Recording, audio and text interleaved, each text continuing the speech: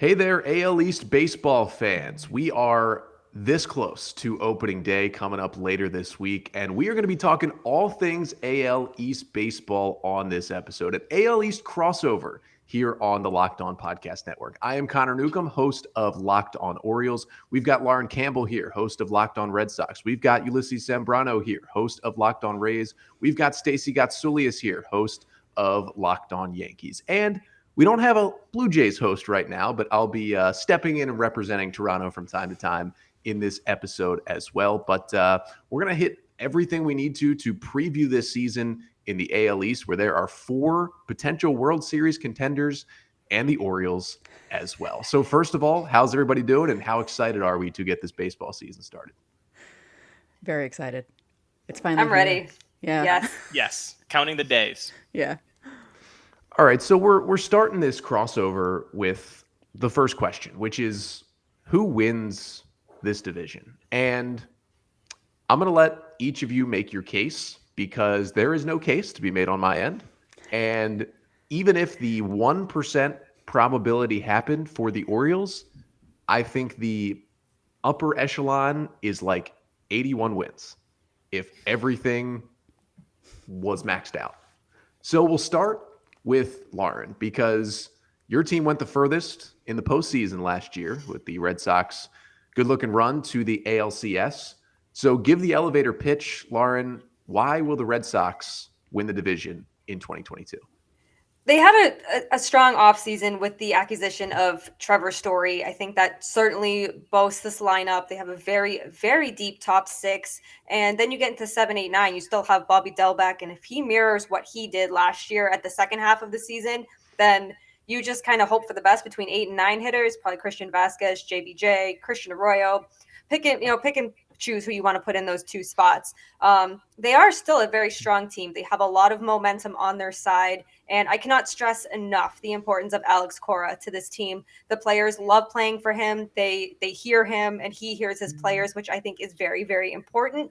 And the pitching, there's still tons of questions surrounding this pitching. But if they can put up the runs and their starting pitchers can get them deeper into games than they did last season, then they could be AL East champs. But it's going to be very difficult. This division is always very tough.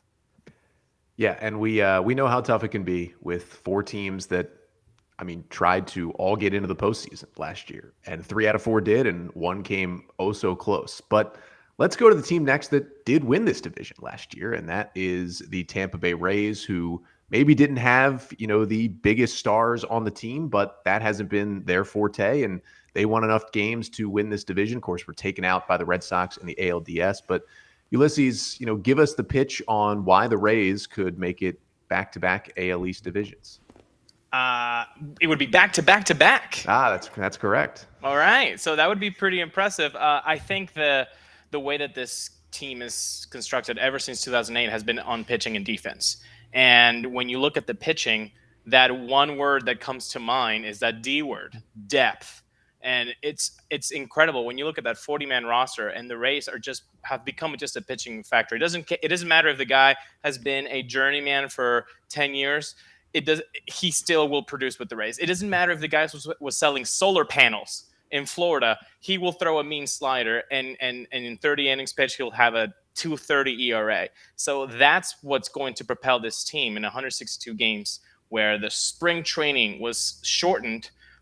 The guys that they have will just be rotated in and out. Nobody wants to see a guy go 6 innings and 120 pitches. That's not the way that they're going to do it. They're going to do it with the numbers that they're able to have. So that's what you have to focus in on. And then plus, on the other side, the hitting has never been this good, ever. The Rays had always struggled into getting some offense in their teams. And last year, they were one of the best run-scoring teams, not only of the American League, but of MLB.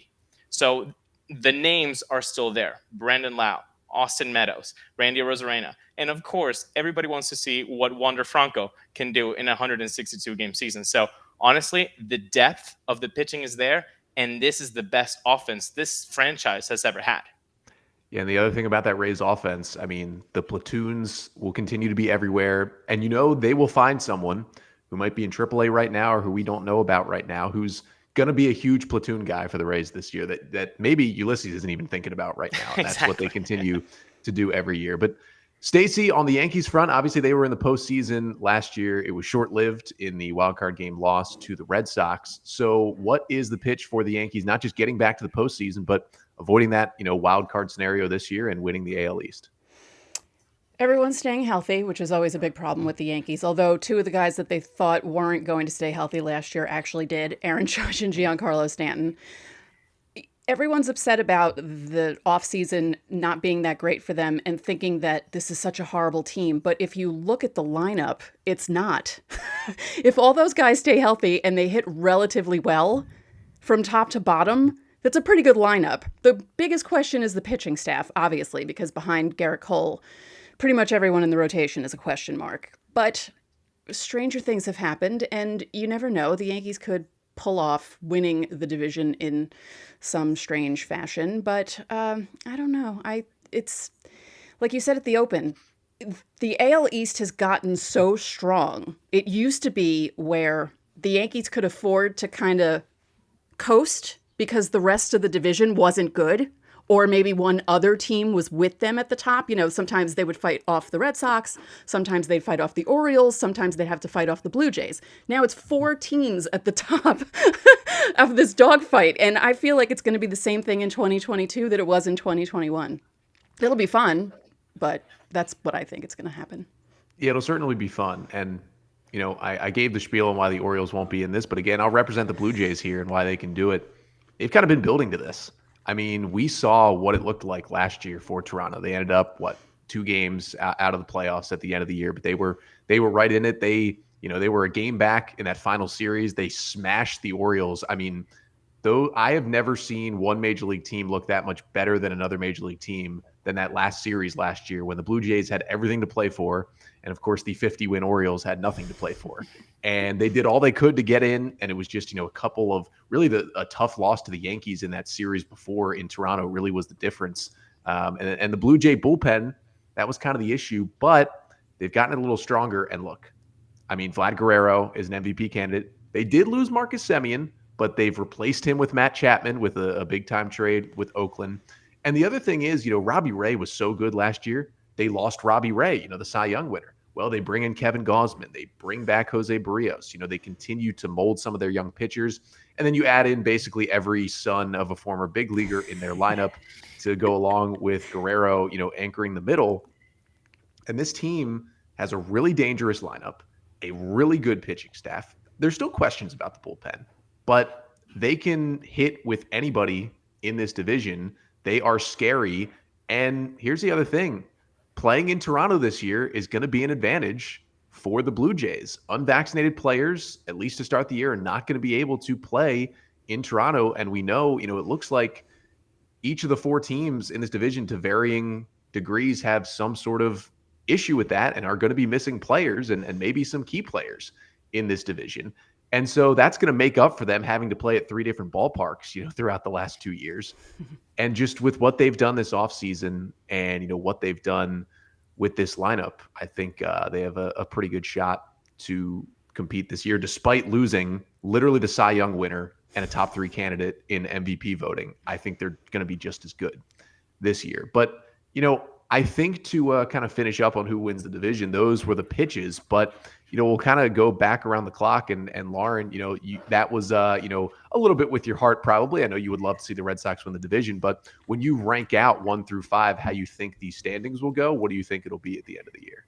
So I think the Blue Jays will ultimately win the division. I just think that team, despite the bullpen issues, is just too complete.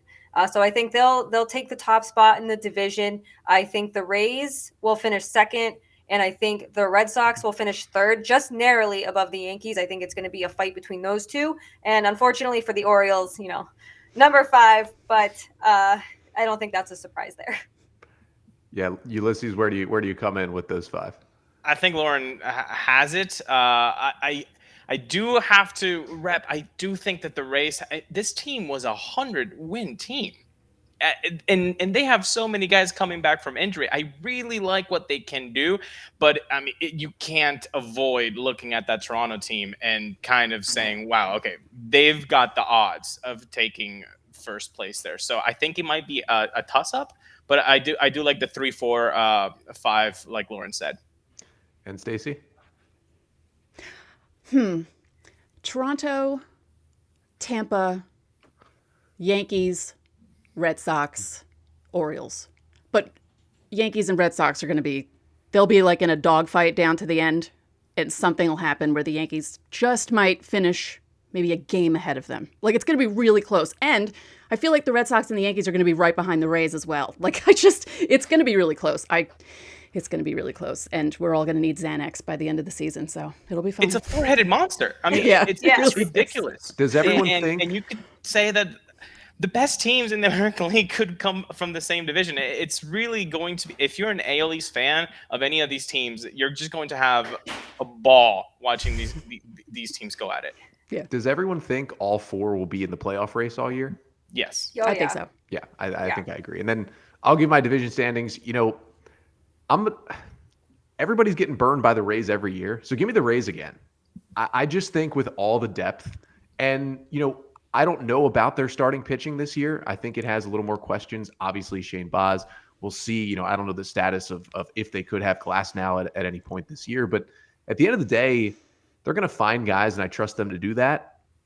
I would have Toronto number 2, and then the Yankees just have so much offense. I would put them 3 with the Red Sox closely behind at number 4, and obviously the Orioles just trying to avoid 100 losses. But next up, we're going to talk about who won the offseason, because that's a big part of this, because these teams are so close together. It could really come down to who made the best additions to their team. But if you want to make a good addition to your body, maybe check out Athletic Greens, because I started taking Athletic Greens because I just wanted, better gut health at one point, more energy, really key in on more energy. Because listen, this is 5 days a week to podcast here. And, maybe the Baltimore Orioles don't energize me every time I watch them play baseball, but Athletic Greens helps. And that's why I started taking Athletic Greens. And here's the best part about it. It's lifestyle friendly, goes with any diet.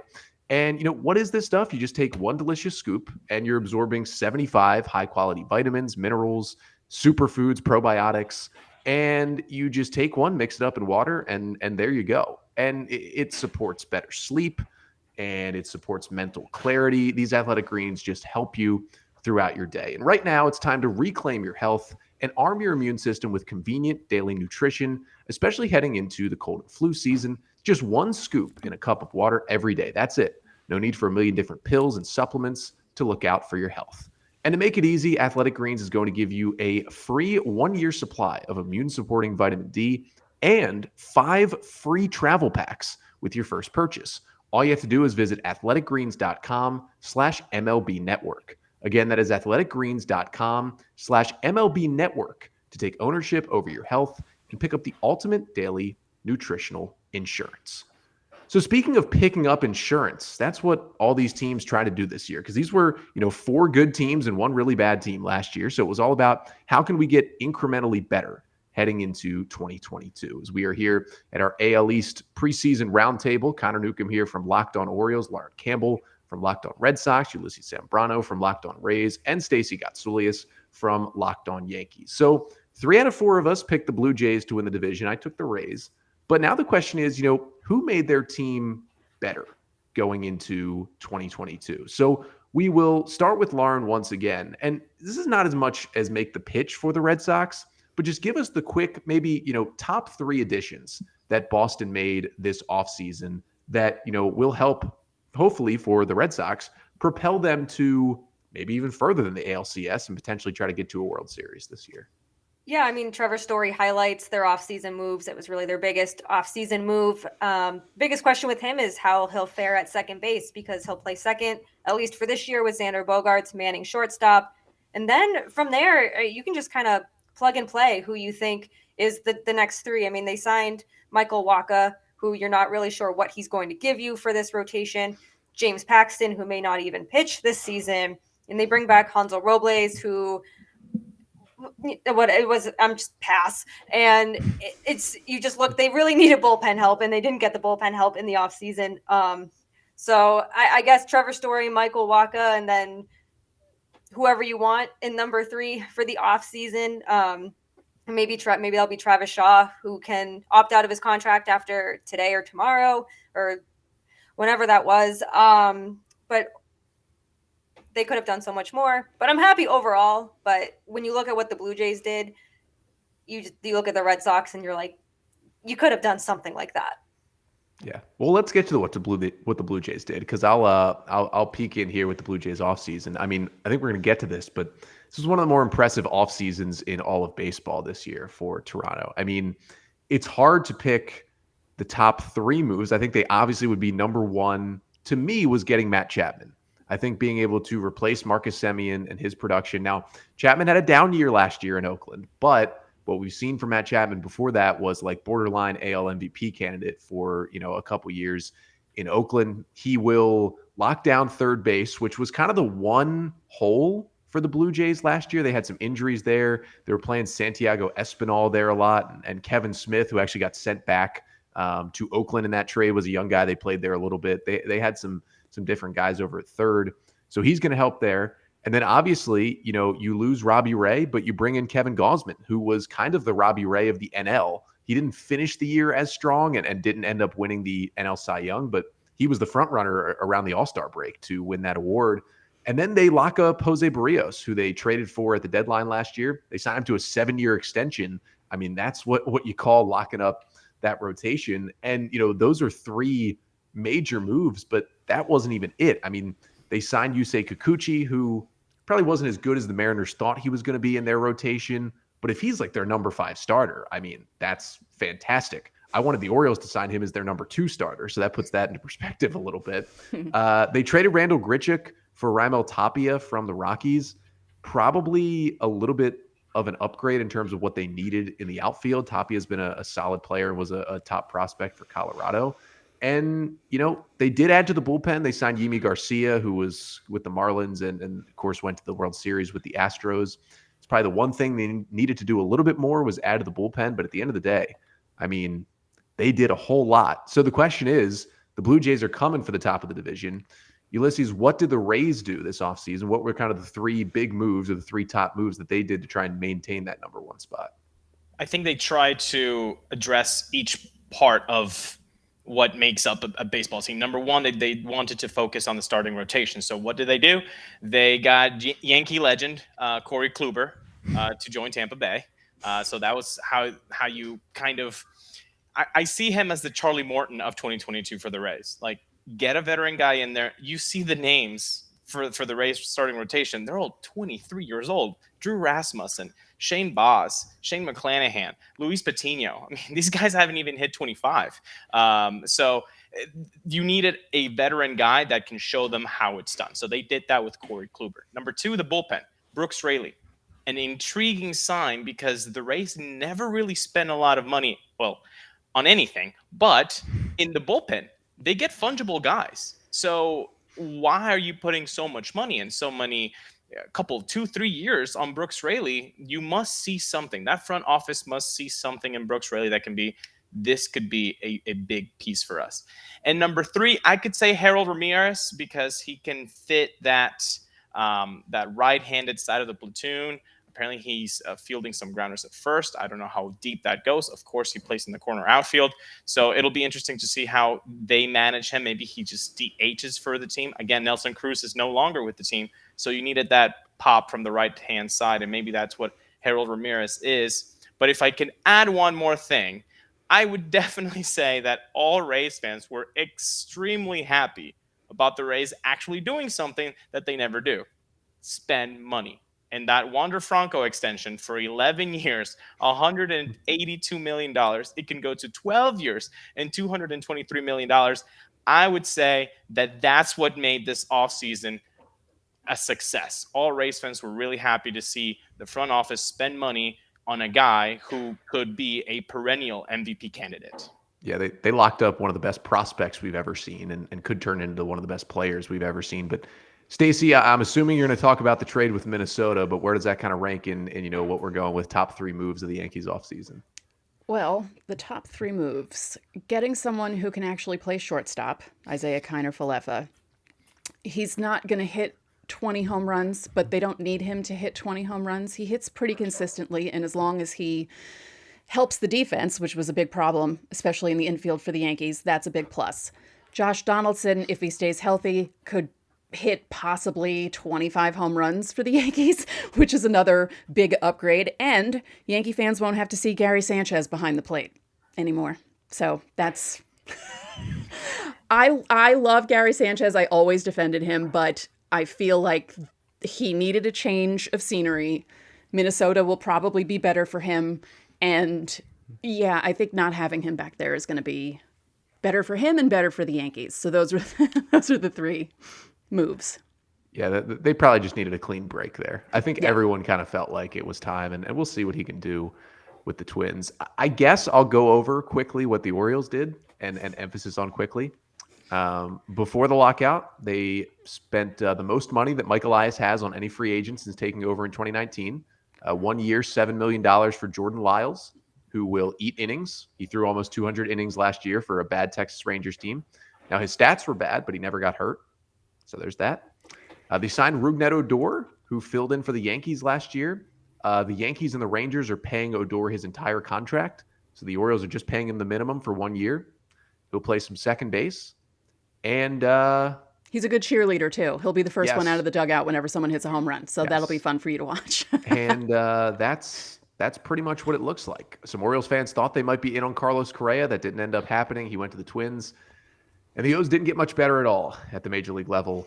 They're going to get better because of prospects coming up, which we'll talk about in a minute. But are we all on the same page that Toronto is the offseason winner from this division? Yeah, 100%. Oh, yes. and kind of the question is that the big thing that made most of us pick them to win the division? It's splashy. It gets the highlight. So the spotlight's on them, which honestly we'll see how that fares, because the Yankees have had that for years, the spotlight on them, and they can succeed. The Red Sox have done that for years, and they've been okay. The Rays, since 2008, they never have the spotlight because nobody ever picks them, so they have a chip on their shoulder. So it's a different kind of scenario there. Will the young guys from Toronto be able to step up when everybody has their eyes on them? It'll be interesting to see. I forgot to mention Robinson Chirinos was the other major league contract the Orioles gave out to be their number 2 catcher. So yeah, with an exciting offseason. But I think we do agree that Toronto did win this offseason. And you look at the odds for this division because of Toronto. And I mean, the funny thing is, all these teams are kind of close at the top, and then you look at the Orioles and the betting odds are just, you'd be just throwing away money if you picked Baltimore to win this division. But if you want to get a look at even more betting odds, head over to betonline.net, because obviously we've got baseball season coming up this week. They've got all the future lines over there. They've got team win totals, who wins divisions, home run over-unders, the awards as well. But of course, there's also the NBA playoffs coming up soon, the NHL playoffs coming up soon, the Masters are soon as well. I know a lot of people like to take a look at the golf lines, but you can look at it all at betonline.net. And they've also got your favorite sports scores. You want to check the score, you can head to betonline.net. You want to listen to a podcast, you can head to betonline.net. You just want some news, betonline.net has it as well. It's got all your sports wagering needs and also your favorite Vegas casino games. Hey, you don't want to lay some money on some sports? You want to just, feel like you're at a casino? You can do it there as well. So make sure to head over to betonline.net for all your sports wagering needs. That's betonline.net, where the game starts. So we're here with our AL East Roundtable as the season starting in just a couple of days. Connor Newcomb here, host of Locked On Orioles. Lauren Campbell is with us, host of Locked On Red Sox. Ulises Sambrano is here, host of Locked On Rays. And Stacey Gotsulias, the host of Locked On Yankees. So we've talked about who's going to win the division, and it was 75% Blue Jays. We talked about who won the offseason. It was 100% Blue Jays. So things have been looking good for Toronto, despite them not having a host right now in this crossover. However, what we want to get to next is where the Orioles finally join the conversation. And that is, which farm system is looking the best right now, and who has the most talent maybe not at the majors just yet, but ready to come up in a couple of years. Because listen, there's 4 teams ready to compete now and 1 team hopefully ready to compete soon. So because of kind of the nature of this question, I wanted to turn it over to Ulises first, actually, because the Rays have been known for finding and developing talent that seemingly nobody else is finding. So we know Wander Franco is now in the big leagues. He was the former #1 prospect in baseball. So in terms of the farm system, we know the Rays still have a top 10 farm, but maybe start us with, 1 pitcher and 1 hitter who we probably don't know about yet, but they're coming this year to help the Tampa Bay Rays. I'd say the flash name, of course, is Shane Boswell. We all know him. So the second name would be Tommy Romero. I mean, this guy has really thrown about 400 plus innings in the minors. He's ready. He doesn't have anything else to show. And again, when we talk about depth with the Rays, this is a guy that if they need 30, 40, 50 innings during the season, he's going to get the call up because he's already in the 40-man. So he has nothing else to show in AAA. Of course, he'll start the year there. So that would be my pick on the pitching side. On the hitting side, there's 2 guys that are going to go head-to-head, and they went head-to-head last year too, Vidal Brujan and Josh Lowe. Of course, what do you need? You need the outfielder that can be a 2020 guy. You got Josh Lowe. You want the utility guy who can play also in the outfield and middle infield. You got Vidal Brujan, very, very fast. So it'll be very interesting. I think that is a competition between those 2 guys on who is going to get the call up first. But all of those 3 guys could see major time in 2022. So let's head it over to Stacey. We know, the Yankees probably, honestly, their system feels like it's more exciting than it has been recently. And they've kind of held their prospects closer to the vest, I feel like, recently over the past couple of years. And that might be a reason why they didn't make the giant splash for a shortstop. But, in terms of 2022, who is a pitching prospect and maybe a hitting prospect that could make an impact? Or you could talk to us about kind of those younger guys who we know the Yankees might be kind of waiting on right now. Yeah, I feel like you'll see guys like Clark Schmidt and Luis Gil again up with the Yankees in 2022, whereas Anthony Volpe, Aswald Peraza, they're a ways off. I mean, if you do see them in 2022, something disastrous happened at the major league level, so I don't think that's going to happen. Jason Dominguez is also a long way away because he's literally a baby bomber. I mean, I don't know, what is he, 20? So I think Gil and Clark Schmidt could make an immediate impact because the Yankees do need pitching, and you could see them. But the Volpe thing, I feel bad for this kid in a way because they didn't make the move for Correa because they claim the money issues, but it was really they wanted to have someone on the short term like Isaiah Kiner Falefa and wait for Volpe to come up. This kid has so much pressure on him now to be the second coming of Derek Jeter, just hopefully better at defense. And I hope that pressure doesn't get to him when he does finally come up to the major leagues, but I don't expect to see him yet. He has a little ways to go. It's so interesting because even when Judge came up, he wasn't like a top 10 prospect in baseball. He just kind of burst onto the scene. Volpe is going to be a top 10. I mean, I know he's like top 15 a lot of places and top 10 some places. And right. It's going to be the first time I can remember in a while where the Yankees, we've heard about a prospect for a while and they've kind of been waiting on that prospect instead of just bringing in the next good major league player to fill that position. And then the prospect gets to the majors if he gets to the majors, basically. Right. And so this is kind of interesting to see the Yankees do this. But Lauren, on the Red Sox side, I know they've got some interesting talent pretty close to the big leagues. And I know they accrued some with the trades they've made over the past couple of years. So is there a pitcher and a hitter who could come up and help the Sox in 2022? I think the biggest name to really watch out for is Tristan Cassis. I mean, he's knocking on the door of his MLB debut, and he's been talked about for what seems like forever now among Red Sox fans. And he finished the season in AAA. He impressed there, and it's only a matter of time until he is in a Red Sox uniform. So I think that if it's not this year, it's definitely going to be in 2023. But I can see him making a case to be brought up this year. Also, Jaron Duran, Red Sox fans saw a little bit of him last year.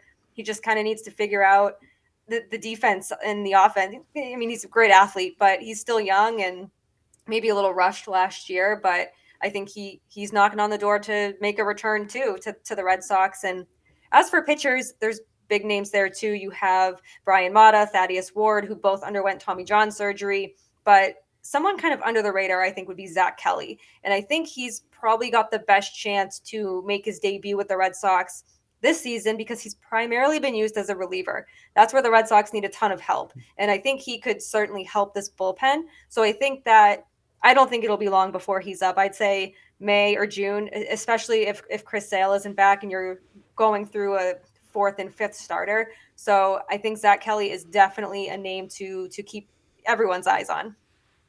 Yeah, I wanted to give the Blue Jays update here, real quick, because they did trade from a lot of their prospect depth over the past couple of years in the Barrios trade, in the Chapman trade, and good on them. They made their team better by doing that. Really, the one guy to know, Gabriel Moreno, who is their number one prospect in Toronto. He's a catcher, and he's 22 years old, but he could certainly be in the big leagues this year. And it's really interesting because the Blue Jays have had kind of 3 or 4 different catchers, it has seemed, over the past couple of years, and all of them have been solid. But that has been another position for them, kind of like third base last year, where there wasn't like a legit, really good hitter in there every day. Moreno's going to be that guy when and it makes the Blue Jays even scarier because they've made these trades without having to deal him, and he has all the tools behind the plate and at the plate.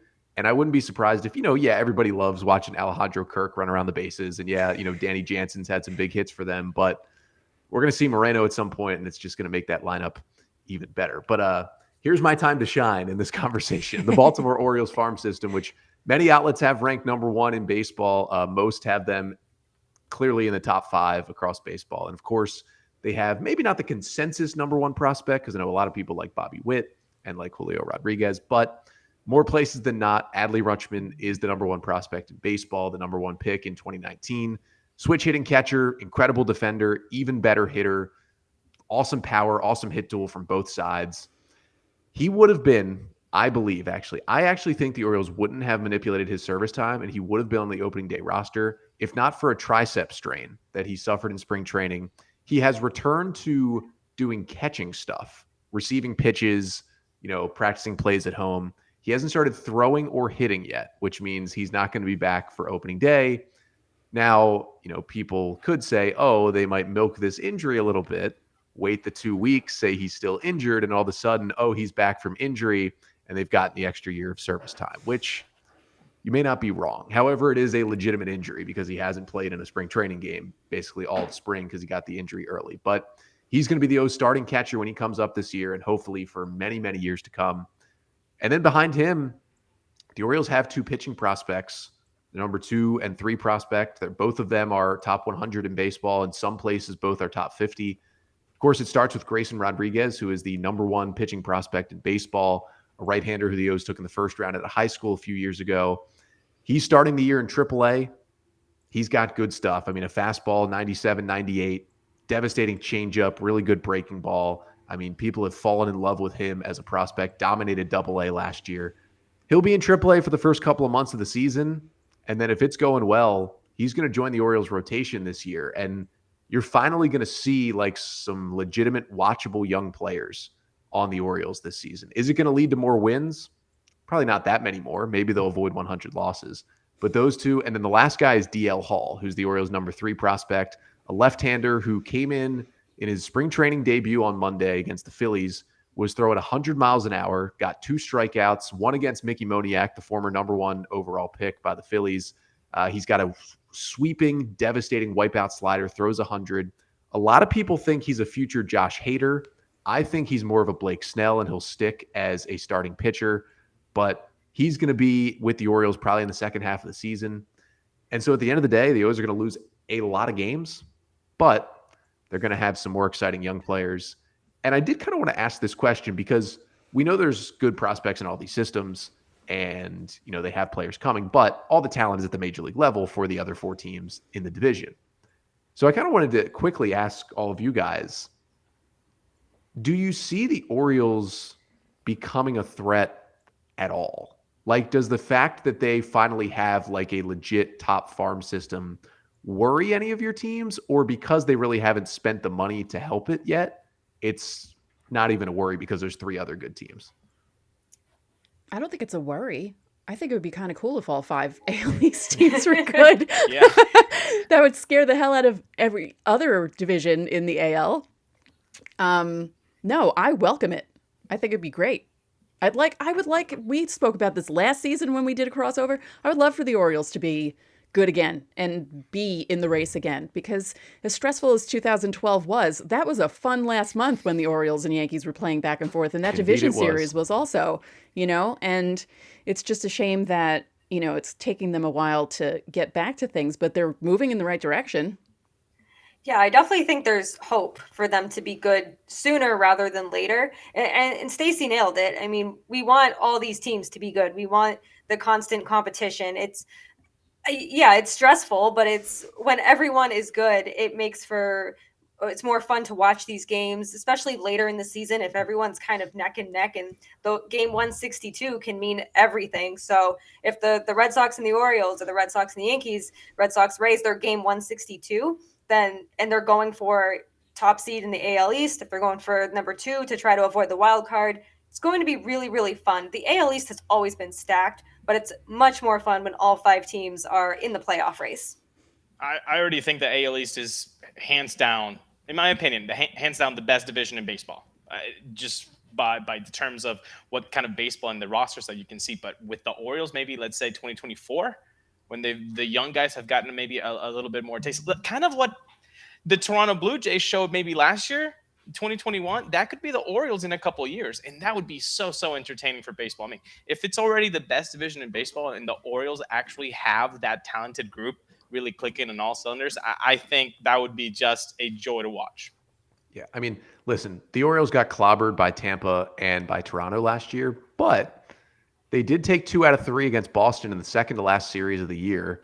Almost was a huge detriment to Boston's playoff chances had they not kind of turned things around against the Nats. And the O's went 8-11 against the Yankees last year, which was one of the main reasons why, at the very least, New York didn't get to host the wild card game, and was a big reason why they weren't more in the division race by the end of the year and had to settle for that wild card game, as the Orioles played really well against them. So they've at least got that, and they're not backing down against some of the division foes, but we will see. So let's finish up this crossover, this roundtable here with just, you go into 2022 for your teams, and we'll start with Stacey here to wrap it up. What is like the number one storyline for the Yankees going into the season? What the fans, what the New York media is talking about, the number one thing that, fans across the division need to know about the Yankees heading into this year? I don't know if there's one specific thing to talk about with the Yankees. I think that most people just want to see how everyone reacted to them not signing any big players in the offseason, and seeing how everyone basically flipped out about that. It'll just be interesting to see how the Yankees do without signing a big shortstop, because they were linked to everyone and then didn't get anyone.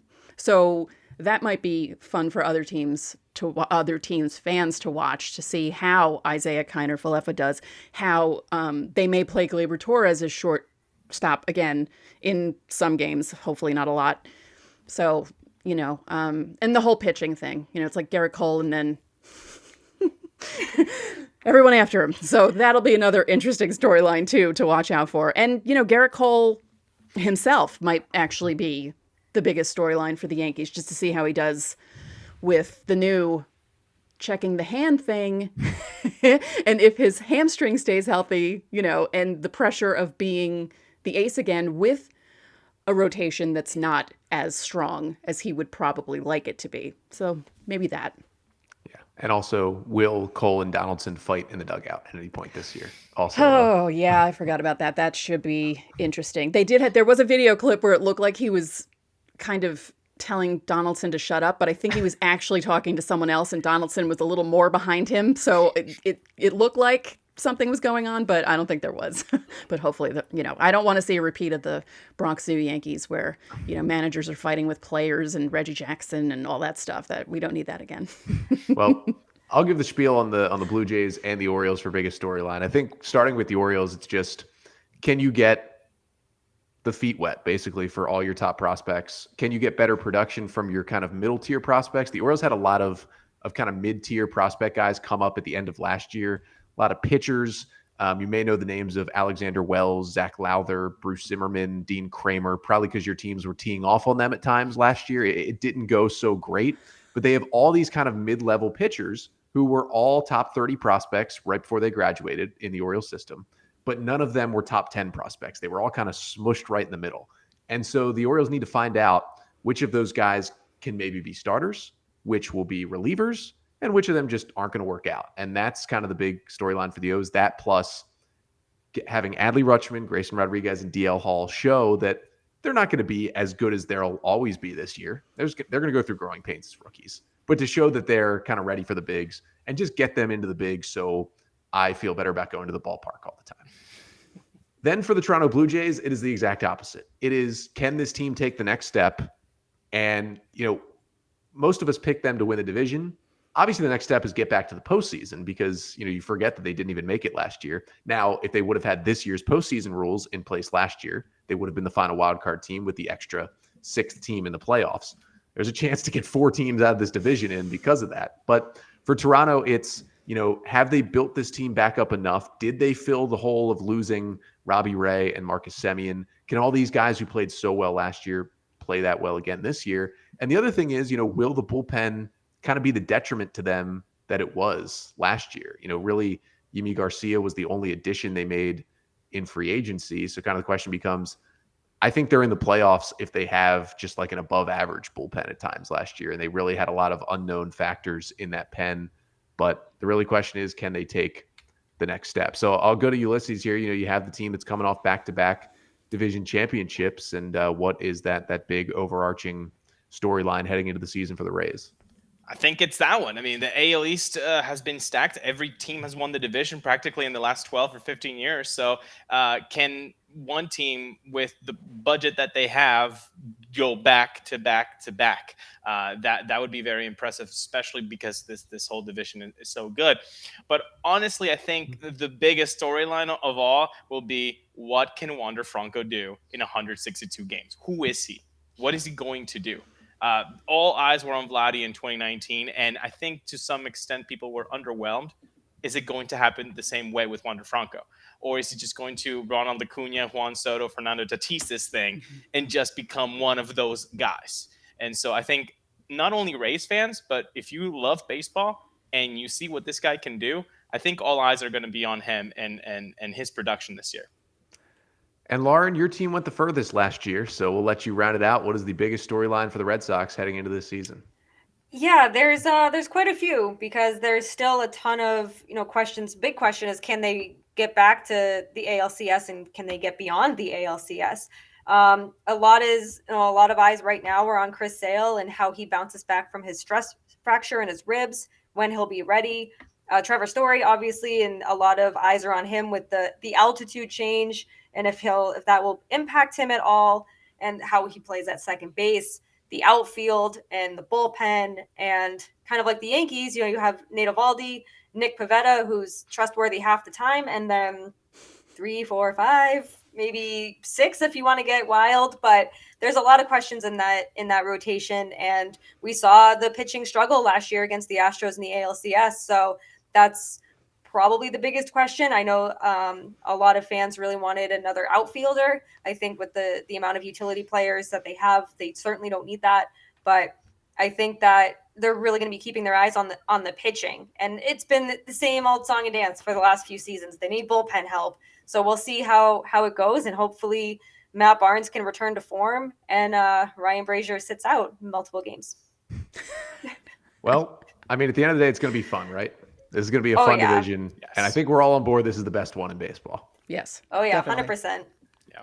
So we thank you all for tuning in for our AL East crossover roundtable preseason chat, whatever you want to call it, because we've got baseball in just a few days here. And these 5 teams are going to kick off what should be a fascinating division race. And as I said, with the expanded playoffs, a legitimate shot for 4 teams from one division to get into the playoffs, obviously for the first time ever, which would be very cool to see. And I think they all have a legit chance. So for Stacey Gotsulias, the host of Locked On Yankees, make sure to check out Locked On Yankees if you haven't already. Ulises Sambrano, host of Locked On Rays. Him and Kevin Weiss do a great job over there. For Lauren Campbell, host of Locked On Red Sox, I'm Connor Newcomb, the host of Locked On Orioles. We thank you so much for tuning in for our crossover and hope you guys are as excited for opening day as we are. But again, this has been the Locked On Podcast Network, your team every day.